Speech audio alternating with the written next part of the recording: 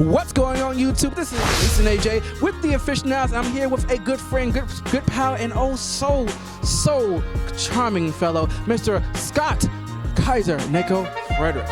Okay, no D. Okay, you gotta be very, very clear about that. Am I right? Mm-hmm. Okay. Now, and for all you guys, if you've been living under a rock, sometimes maybe you've been on the moon. In case you're not getting the space race, this guy is so talented because he is one of the main stars and one of the main founders of Team 4 Star Special, known especially for Dragon Ball Z Abridged, one of my personal favorite, Final Fantasy Machinima Abridged. Also, you have the Hellsing also. That was the other one. Now, I'm going to go ahead and just say this right now. I love you, and I love your work, and I love your husband, and I love everyone on the team because I watch the show. I be like looking forward to the show. And I know it seems like I'm fanboying out, but you guys know this. This guy is amazing. Have you not seen what he already does? Anyway, so how you doing today? Well, I just got ambush interviewed by a couple of people out of nowhere. One of them is really super excited, but he seems really friendly. Who is this guy? I don't know. I've been having a good day. Unfortunately, my cohort's one is sick with food poisoning, and the other one has been starving all day long. So I'm the only one who was able to make it. I apologize. I am not the most popular one out of our group, but I am able to answer any questions you might have. Okay. Well, see how he's calm and collected and also professional, and I'm just so excited. See, pals. So let me go ahead and ask you a question. You guys have been doing YouTube for so long, and you guys just opened up your Patreon account, and now you have multiple YouTube accounts crossing not only from your original voice acting work, but also with video games and going into there was one more because you have the 2 video game channels. Actually, currently we only have our main Team 4 Star channel, and we also have TFS Gaming. Okay, that was the one. Yeah. And I watch the Krillin Show and I watch Renegade for Life, and I was somehow in my mind how those are 2 different channels. I don't know why. I just click the buttons, like it so much. But everything you guys have worked on so far, which one would you say is the most difficult to make for you in particular with your role in the show? Until this date, it's kind of a tie between Dragon Ball Z Abridged and Hellsing Ultimate Abridged because while Hellsing Ultimate Abridged has much better animation, it's also newer, so there isn't a whole lot of the screen shake and a lot of the graininess that you'll find in Dragon Ball Z Abridged, which I had to deal with episode to episode. But with Dragon Ball Z Abridged, if I had to do any like small edits or big visual edits, it's much easier because I'm not, dealing with this high quality, really fine, like the coloring is blurred slightly to give a bloom effect. No, that stuff is so much more difficult than just the regular late 1980s, early 1990s animation of Dragon Ball. But I do have to say that with Hellsing, when it comes to the writing process, easier to write because with Dragon Ball, I'm so constrained with keeping to these certain characters that are much more. How do I put it? They're timeless, and it's harder to get a little bit more conventional and contemporary with them. With the Hellsing characters, oh man, they have no filter. I can basically, if we keep them in character, they can basically say whatever we want. But with several of the Dragon Ball Z characters, you guys have put such unique spins on them. First of all, your unique spin on Goku, your unique spin on Mr.Popo, who I think has been the most outspoken and very popular character. You pretty much turned that character into something else, a legend on its own. And even when it comes to some of the sideline characters like Dende, and giving them such I would say a little bit more depth. So how originally, I guess in their writing process, how do you guys figure out what direction to take these different characters? That's a really good question because we actually talked about this on a panel earlier. With some characters, we Flanderize them, which is a term for taking a character and then basically turning their base traits up to their maximum. It's funny you say that we came up with an original character for Goku because we basically turned him into an idiot who loves fighting and food, which is not much different from this character in the show. However, as you said with Mr.Popo, that was a complete character turnaround. Those are the characters that we basically just come up with something brand new for them, either based off a small trait of their character or just the way that they look. Like with Guru, he was originally a benevolent, kind leader to the Namekians. In our version, he caused a genocide of a alternate version of a sister race to the Namekians. With Dende, that was a character that we started trying to keep a little bit more truer to, but as over time kind of mutated into his own thing. Nappa. I mean, yeah, Nappa was obviously a character, Nappa's character really just stemmed off the voice. That was Taka doing a voice for him. I'm like, oh my god, no, he has to be this just Cloud Cuckooland or idiot who basically annoys Vegeta the entire time. That was the character we came up with just from the voice that Taka was doing. And now, was it Taka that was also lend his voice to the Dragon Ball Z universe and Resurrection of F? First of all, congrats, and Taka, when you watching this. Hold on. I was in Resurrection F. Ooh, okay, I stand corrected. I am so sorry. I gotta apologize. You have to give credit where credit is due. Okay. Now I gotta say, originally, as an editor myself, the editorial breakdowns that you go through after almost like, I think I started on episode, I could be wrong, episode 36, you've been pretty much going for. I especially love, my favorite movie so far is the Return of Cooler. The Return of Cooler's Revenge, The Reckoning. Which, if you guys watch the breakdown video, he hates it.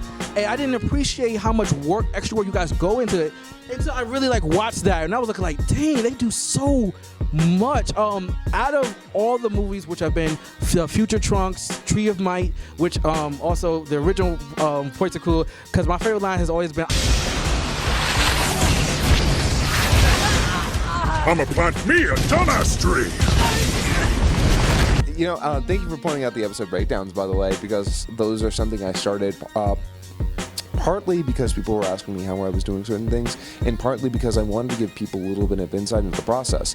I won't lie, I put a lot of work into every single episode, and I wanted to show them, guys, look at what I had to do just to make this scene work. Look at the little bits that go into every single scene that a lot of people don't notice. So I gotta say this.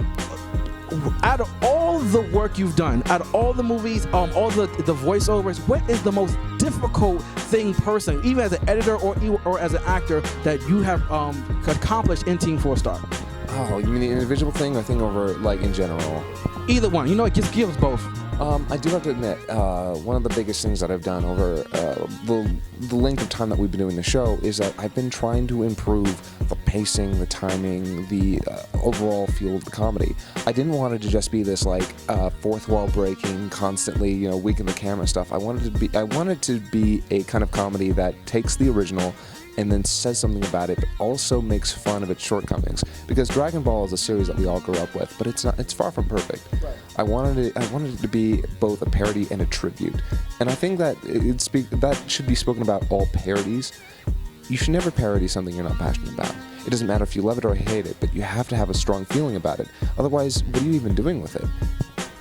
Wow. You know what? And the fact that you said that it's something we're passionate about, and it's both, like you said, to me, a lot of flaws in Dragon Ball, because we watched it as kids, we didn't immediately pick up on, but the adult side of us now look like, oh yeah, Goku was kind of a little bit of an idiot and an absentee dad, and Piccolo did kind of raise Gohan a little bit. Piccolo should kind of get that Father of the Year award, maybe. I don't know. We're almost out of time, but I have to bring this up. First, you just now started a Patreon page. You guys are going to continue to do amazing stuff. The Aficionados, all of us support the craft. If you guys have not already subscribed to these guys' channel, make sure you do so. We're going to include all the links and everything down below. But as fans, what can future projects come to be? Because you're in the middle of the Cell saga. Do you plan to continue into the Majin Buu saga, or even hint, nudge, maybe you can go to the GT saga, or are you planning to go into different animes after Dragon Ball has reached a certain point? Well, we're currently working on Final Fantasy VII Mission Abridged, which is actually not my project. That's being directed by Takahata 101, and is being co-written with him and Antfish. It's being edited by Moscow X, our Goku, actually. Okay. And the entire idea is that we wanted to try something that was a little bit more in our wheelhouse, but also something new, which was do a video game abridged. And ultimately, though, we are going to continue into the Majin Buu saga that we've already basically determined. Oh, you heard it right here. And we don't know if we're going to do GT. Ultimately, when we're putting our kids through college and we finished Buu, we'll be able to tell you that a little bit more, a little bit more concretely. But I can say that as we move into the future, we're looking to do original animation, some live action stuff. We don't want to just stay doing the same thing forever. Especially, and I hate to be that kind of guy, but there's not a lot of money to be made in anime parody if you're not doing something more original, like original animation. Or the video game Let's Plays. The video game Let's Plays have basically been providing us with all of our income as of late. The Patreon, of course, has definitely helped a lot, but we want the Patreon not just to pay for what we've been doing. We want to use it to, step up and give people a little, again, something new, comics, animation, live action, and hopefully over the next couple of years, we'll be able to work something like that out, because we know we're all really eager to kind of just give something more directly from us and not just commentating on other people's material. And from a fan perspective, you got specifically, what advice would you give to young aspiring voice actors, people who want to break into the game? Because you guys are an inspiration. Because I'm just gonna say this: these guys are literally rags to bitches.